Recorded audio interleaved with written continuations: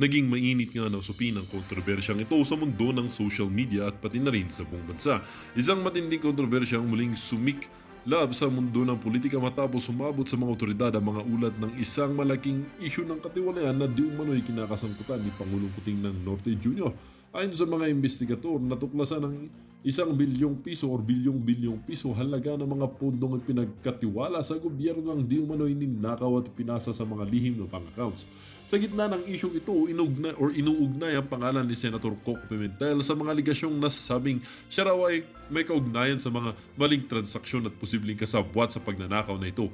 May mga sabi-sabi at mga sources na nagbigay ng impormasyon na maaaring naging bahagi si Pimentel sa mga proyektong hindi tapat at mga akbang na nagdulot ng pagkawala ng pondo mula sa kaban ng bayan. Gayunpaman, wala pang sapat na ebidensya na magpapatibay sa mga akusasyong ito at patuloy pa ang mga investigasyon upang alamin ang buong katotohanan.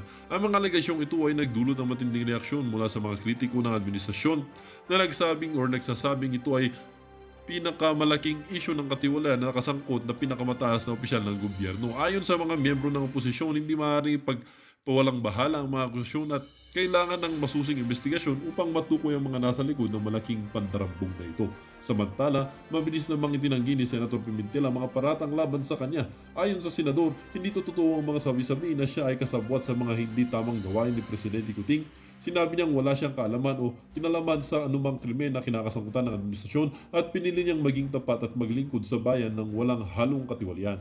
Ang mga isyong ito ay patuloy na magiging usapin sa mga darating na linggo habang ang mga investigasyon ay nagpapatuloy habang naghahanap ng mga kasagutan ng publiko. Magiging malaking hamon ito sa kredibilidad ng administrasyon ni Presidente Kuting at sa mga oposisyon na patuloy na nagmamasid at kumakalaban sa mga aligasyong ito. Well, para nga sa kabuang detalye at impormasyon ay panoorin na lamang natin ang buong video at kung hindi ka pa nakapag-subscribe sa ating channel ay mag-subscribe ka na para lagi kang maging updated sa ating mga bagong videos na nina-upload araw-araw at huwag din kakalimutan mag-iwan ng like at i-share ang ating mga videos.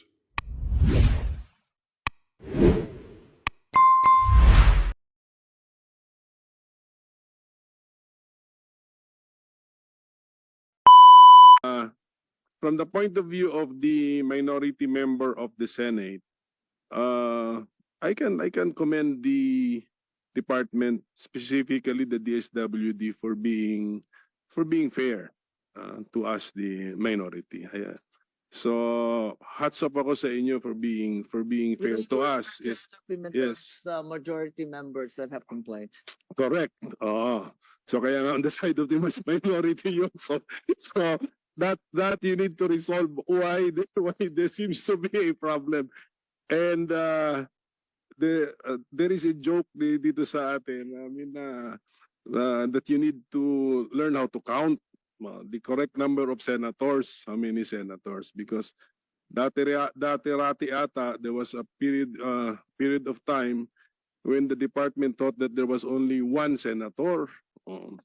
Ngayon, now we are now in modern times now, when we used to be 24, ito pa si Senator Sani Angara, the joke was that you counted only 23 senators. So now you're correct, 23 senators na lang, but you may still be thinking that there are 22 senators. So, 20 na lang. Sige. Anyway, ako from the minority, you have been fair to the minority. Okay, so congratulations for that. For the record po yan. Ang concern lang natin is, syempre we're worried, hindi lang naman tayo myopic point of view na ngayon, inalagaan tayo, but we're worried sa future na are we becoming an ayuda nation? So, but agree naman ako that there should really be a program in government na pang-ayuda, but not all are ayuda. Now, Secretary, I am sure that you have a program which is specifically ayuda, but not all your programs can be labeled as purely ayuda. So can we now distinguish na meron kayong yung iba dyan, siyempre lahat yan parang tulong, in the form of tulong, pero hindi purely ayuda yung iba eh. Am I correct? Yeah, right? Because ang ibang programa ninyo, merong expectation si gobyerno of some positive contribution of the recipient or beneficiary or a worthwhile activity na gagawin ni beneficiary, tama, which policymakers think is a positive contribution to society. Apa. Madam Chair, Sige, that sige. is correct. The whole name of the department is Social Welfare and Development. Nakakalimutan lang ho lagi banggitin na yung development because na-focus sa social welfare. But a big chunk, if you look at our, we always say na kapag may condition, if it's conditional, then that's a development program kasi we're trying to change a behavior. So 50% of our budget actually is the 4Ps. And the 4Ps is the biggest conditional development investment that the government is making for to uplift the lives of our poor, to break intergenerational poverty. Isa po yun, yung 4Ps. That's 50% of our budget, already close to that. Number two, yung support programs like the Sustainable Livelihood Program, that is meant to sustain naman yung mga nakaahon na sa kahirapan, na sana wag ho siya bumalik ulit sa kahirapan sa pamamagitan ng ibang program katulad ng SLP. The SLP is a support program to keep them out of poverty.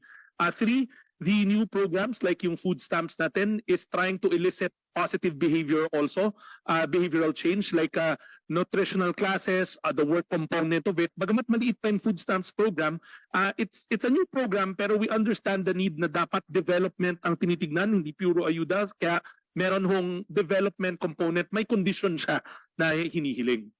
Having said that, though, we'll have to comment on the accomplishment reports.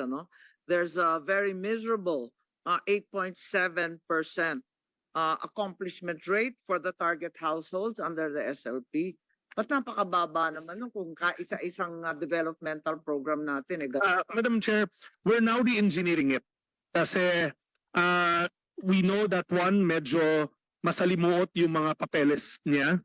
So we're now, but if you look at the historic niya, the succeeding year nahahabol niya, tumatagal sa social preparation, sa identification and sa social preparation. So we're re-engineering it. We are currently, we have a consultant right now looking at the business processes nito, kung saan nagtatagal, para humapabilis yung disbursement ng SLP. We agree, unlike our other programs that have managed to show big obligation improvement and disbursement obligation rates, this remains to be one of the laggards. So we're working on that. We are re-engineering it, we're automating it para mapabilis, and also we're liberalizing the definition of its targets. Kasi noon, parang, like you said in the last hearing, Madam Chair, clearly the poor is everywhere, so why are we making it so difficult to target them? So we identified that as a bottleneck. Rest assured that we're going to clean up the SLP so that next time around, like what happened to the 4Ps, ma-improve namin yung obligation and disbursement rates ho niya. Okay, so yun na nga, that's also my challenge to the department na yung programs ninyo to make them, you continuously re-engineer them or evolving dapat sila na we demand modified behavior or a return, the return of the program is the modification of behavior na yung beneficiary somehow contributes to society na somehow. Maybe we don't expect too much from them kasi nga we're supposed to have the poorest of the poor. But we have a program na specifically pang ayuda lang, di ba? That's AIX, di ba? There is no expectation of any behavior sa AIX, right? None, okay. Now, ito lang yung tanong ko kasi. You have a 20 plus billion ata for ayuda sa kapos ang kita program, AKAP. Ngayon, ang tanong, paano ba ma-access yan? What is that? Is that a purely ayuda program or also just an assistance program which requires some return from the beneficiary? Yung AKAP po. Kasi parang sa Senate, walang nakakaintindi sa amin. So, Para sa atin. hindi, yun na nga, walang nakakaintindi sa atin. So, paano naging national program by law ang isang programang hindi dumaan sa other house ng Congress? The law is supposed to be passed by two houses. Yun po, at saka next question na lang yung AKAP. Are senators disqualified from participating in the AKAP? Madam Chair, first of all, the ACA program is like the AIX program. By its name, it's para sa mga kapos ang kita. It's a social welfare program. It does not elicit any conditions. It does not impose any conditions, and it does not aim to change behaviors. It's really in the social welfare side. Number two, Madam Chair, from time immemorial, the department has been verbalizing its desire for a near poor program. Alam ho natin na kailangan rin ho natin alagaan yung near poor katulad na napag-usapan kanina. Kaya nga tinignan natin yung mga kapos ang kita. Kumikita pero hindi ho sapat yung kinikita. Lalo nga na in the time of inflation. So we welcomed its line iteming in the GAA when we got the 2024 GAA. So kami, as a matter of principle, we implemented it and we created guidelines for it to make sure na it suits the purpose of its mandate.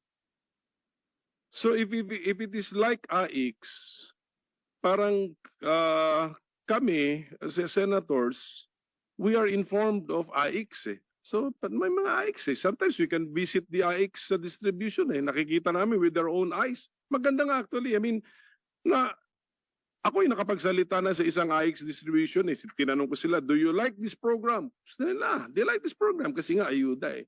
How come AKAP seems to be invisible to us? We have not been invited to any AKAP. If it's like AIX, it must be also like a distribution. How come it is invisible to senators?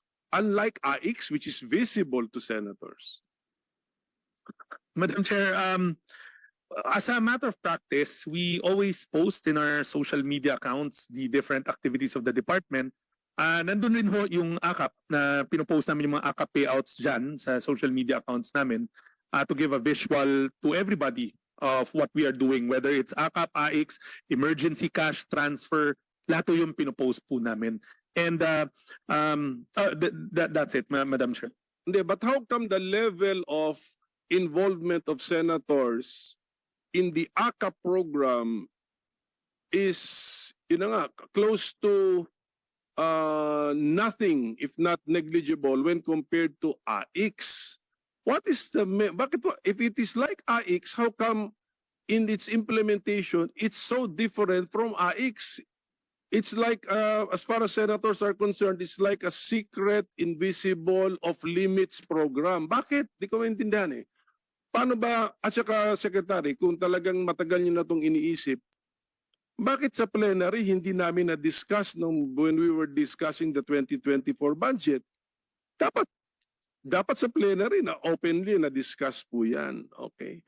And then, itong aking staff, pina-research ko, may American case nga na nag-program ang isang, meron silang law na pinasa na one chamber of their house can do something.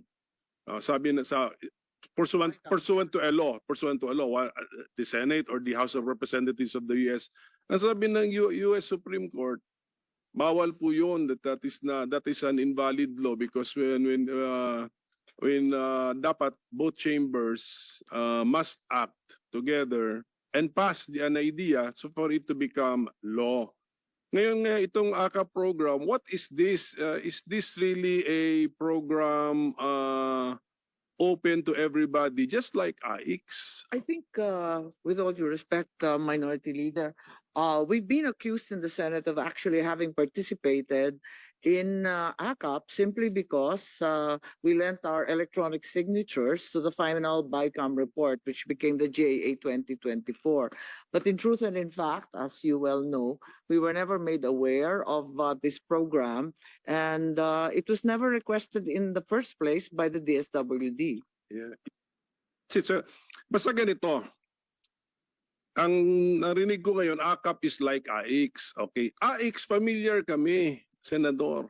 We get invited. Sometimes nakikita namin, maganda. Natanong ko nga sila, do you like this program? Sabi nila, yes. But AKAP seems to be a secret program. Ano ba? What's that AKAP, Secretary? How come?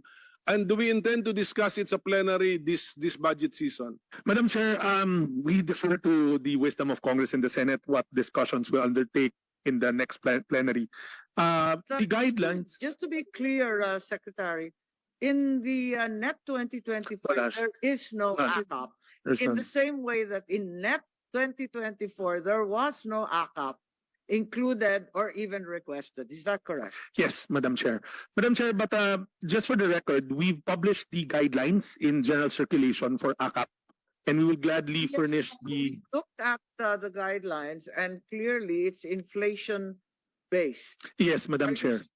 for that there's no longer any need because there's no longer any inflation? Oh, Madam Chair, we've gladly lobbied and we will continue to lobby na sana wag matanggal yung AKAP sa line item ng incoming budget because it is helping our people. In fact, we published the guidelines so that people can know how to access it.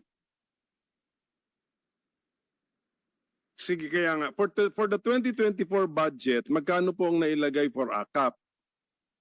Naibigay ba ni 2024 request ba kayo sa DBCC ng AKAP? Wala, di ba? Maski sa DBCC request. None, Madam Chair, none. Right? None. Exactly the same as last year. Wala rin request ng DSWD. Yung rine-request ninyo, yung mga contractual items na maging permanent, rine-request ninyo sasakyan. Pero like last year, there was no request for AKAP. Correct? Yes, correct, Madam Chair. For this coming budget season, what we did was to ask to augment AIX. We figured that it's a program that everybody knows, so that's why we opted to ask for in our tier 2, we asked for augmentation ng AIX. Hindi, si AX naman, wala namang problema eh. It's always augmented ata eh. Whether you ask for it or hindi. Tama. Just, okay to, honest na usapan lang, looking at the behavior of the numbers. AX sa NEP, always, AX in NEP, at saka AX in the GAA, always mataas si AX GAA sa AX NEP. Correct, Madam Correct. Chair. So that's correct. Okay na po yun. Yun lang, ang problem lang po natin is the AKAP nga. So 20, kasi it's not as transparent or welcoming as AX. So 26.7 billion pesos ang ating AKAP for 2024. For 2024, Yes, correct. na product of the BICAM. Correct, Madam Chair. Magkano na pong budget utilization nito? Will budget. Ang AKAP lang po, yung 26.7. Yung sa seniors, nabibigyan naman yun. Pero kulang pa rin. Pero hindi ito yun, no? Forget it. Madam Chair, the budget utilization for 2024 stands at 21.18%. Oo nga, yun na. Makita rin sila, just like AX, nakikita namin, I mean, sa AKAP din.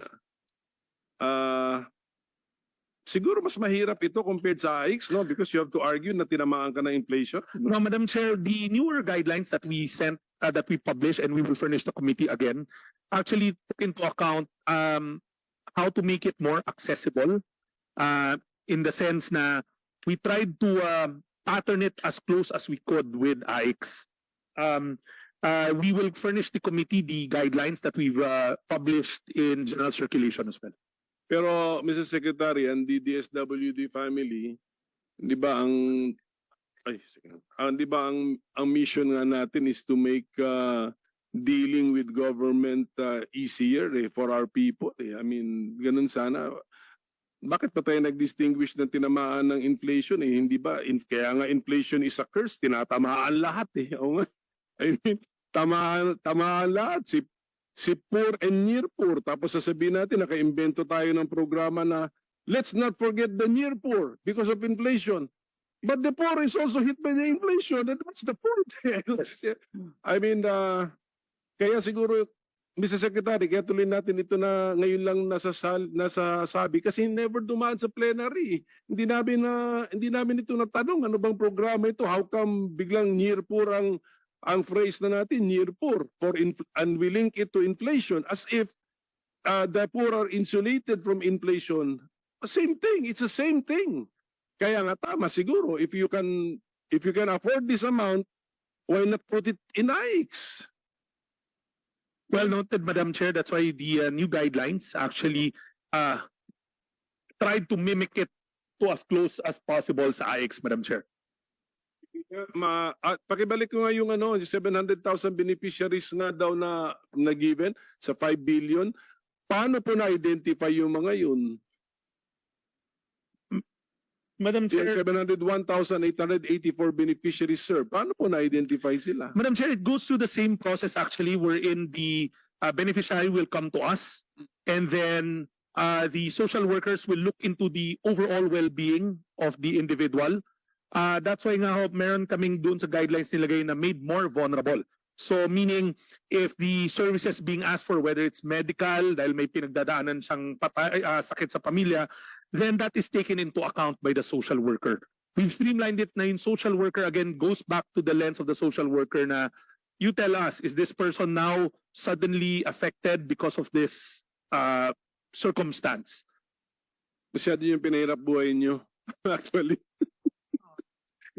Tapos, kailangan nyo pa siyang i-distinguish from the poor as being near poor. Only the near poor is qualified under AKAP, not the poor. I mean, wala kaya nga. I mean, So, mga market trend. Secretary, let's simplify it na lang kasi tignan mo, naging obscure program tuloy ito. I mean, basta yung AIX nyo, I'll just give you feedback kasi napunta na rin ako sa ground.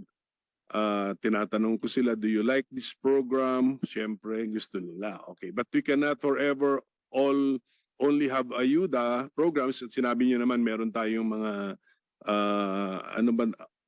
development. No? Development, Those yes. are developmental when in exchange for being a beneficiary, a desired behavior is expected. Tama? Correct, Madam That's Chair. a developmental program. So, ganun lang po, ganun naman pagka-structure ng inyong programa. Okay na po yun. Let's simplify our ayuda program. Huwag na tayo masyadong magpa-complicate na